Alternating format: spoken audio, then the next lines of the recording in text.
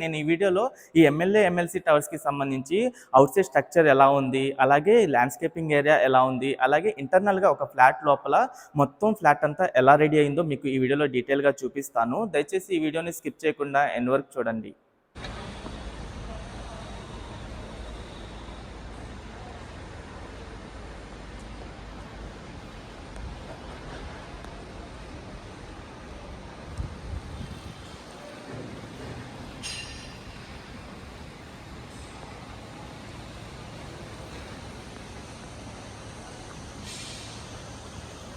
ఇక్కడ నుండి MLA towers వైపు ఉన్న ల్యాండ్‌స్కేపింగ్ ఏరియా మొత్తం మీరు చూడొచ్చు. ప్రెజెంట్‌లో ల్యాండ్‌స్కేపింగ్ ఏరియా వైపు మొత్తం డెవలప్‌మెంట్ అంతా కంప్లీట్ అయిపోయింది.